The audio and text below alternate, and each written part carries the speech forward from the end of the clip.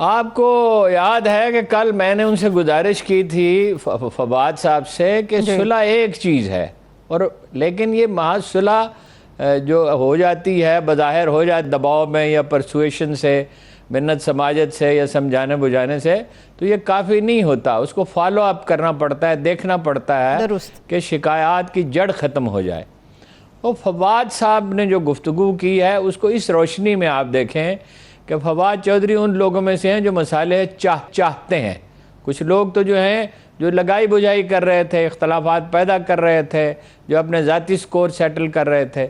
लेकिन फवाद साहब के एक तो ज़ाहिर है उन्हें यही कहना चाहिए कि भाई तलखी कम हो रही है। अगर वो ये कहें कि नहीं कोई तलखी कम नहीं हो रही और पेचीदगियाँ पैदा हो रही हैं, तो ज़ाहिर है उससे तो माहौल बेहतर नहीं होगा। फिर ये कि वो तो उन लोगों में शामिल हैं जो कोशिश कर रहे हैं बेहतरी की। लेकिन बहरहाल जो फैसला हुआ है वो इतना ही हुआ है कि बजट पास हो जाए। जो मुलाकातें हुई हैं, खामोश मुलाकातें जो हुई हैं, उसमें समझाया बुझाया गया है लोगों को, दोनों तरफ के लोगों को, जहांगीर तरीन ग्रुप के लोगों को भी समझाया बुझाया गया है कि वो तो बड़ा क्राइसिस पैदा हो जाएगा अगर बजट मंजूर नहीं होता। तो बजट जो है वो तो मंजूर हो जाएगा। खान साहब बहरहाल अपनी जगह पे डटे हुए हैं और उन्होंने ये अपने लोगों से कहा है कि अगर ये कोई किसी तरह की कोई गड़बड़ होती है तो कानूनी कार्रवाई की जाए। अच्छा। तो कानूनी कार्रवाई का मतलब ये है कि अगर वो हुकूमत के हक में बजट वो फैसला नहीं करते तो वो उनकी रुकनीत ख़त्म हो सकती है। लेकिन वहाँ तक मामला जाएगा नहीं, बजट पास होगा ये तय हो चुका है और वो ऐलान भी कर चुके हैं। लेकिन जो शिकायत का अजाला है ना जी, उसमें एक ख़ास सतह पे प्रॉब्लम है, वो मैं आपसे अर्ज़ करता हूँ जी। देखिए कल भी मैंने पूछा एक पीटीआई के बहुत जहांगीर तरीन ग्रुप के एक मुमताज़ लीडर से, और जिनकी बड़ी रिस्पेक्ट है और जिनसे हमेशा इत्तदाल की तवक्को की जाती है, तो उन्होंने गालिब का शेर पढ़ा कि खुशी से मर न जाते अगर एतबार होता, तेरे वादे पे जिए हम तो ये जान झूठ जाना, कि खुशी से मर न जाते अगर एतबार होता। एक डिप्टी सेक्रेटरी को तैनात किया गया है जहांगीर तरीन के जो एमपीएज हैं उनकी शिकायत सुनने के लिए। सही। अब इसमें track record chief minister house का अच्छा नहीं है।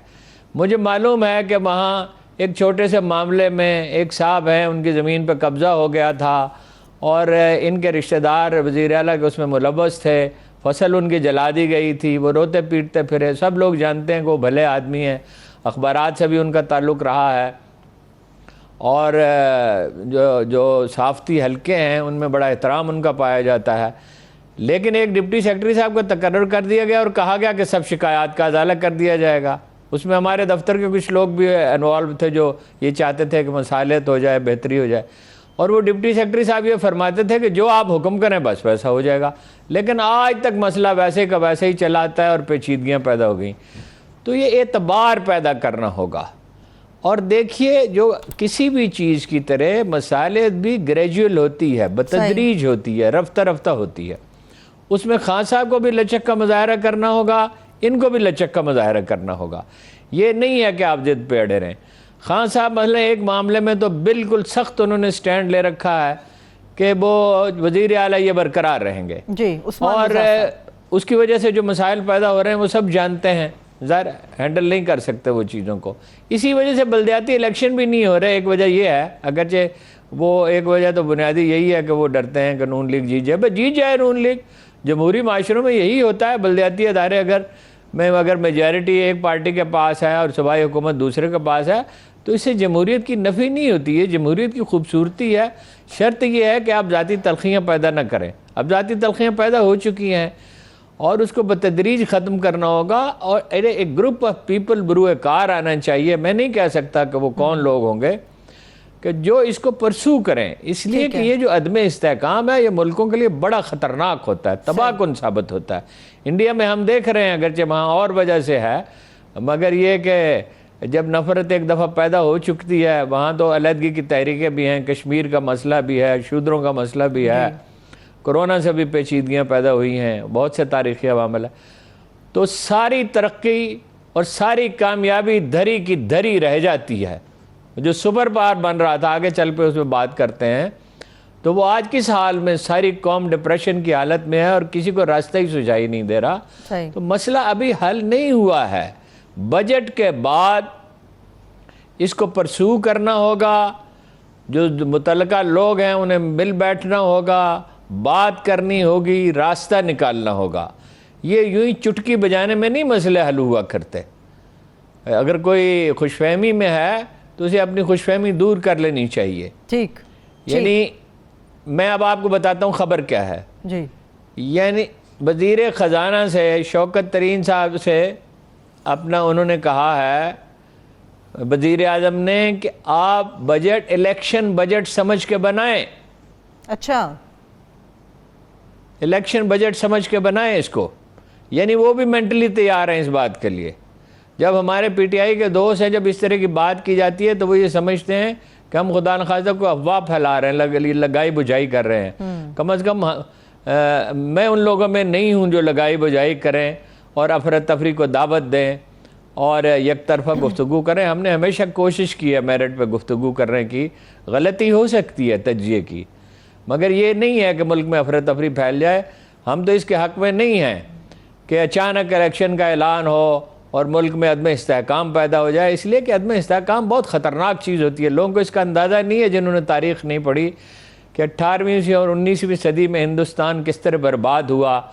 वो मीर साहब का शेर है कि चोर उचक्के सिख मरहट्टे शाहो गदा सब खां हैं, चैन से हैं जो कुछ नहीं रखते, फ़क्र ही की दौलत है यहाँ। अदम इस्तेहकाम नहीं होना चाहिए। ये सब की ज़िम्मेदारी है। ये हुकूमत की भी ज़िम्मेदारी है, इस्टेब्लिशमेंट की ज़िम्मेदारी है, अपोजिशन पार्टियों की भी जिम्मेदारी है। तलखी कम करें, कूल डाउन करें। इसमें इस्टेब्लिशमेंट का मशवरा जो है वो साहिब है कि कूल डाउन करें चीज़ों को। एहतसाब भी जारी रहे मगर कारोबार ज़िंदगी भी तो जारी रहे ना। सही, ठीक। ये तो नहीं है कि एहतसाब तो होता रहे, एहतसाब होना चाहिए मगर मुतल्लिका अदारों को करना चाहिए। वज़ीर आज़म साहब का रवैया इसमें बहुत बेलचक है। एक पहलू से वो ठीक भी कहते हैं।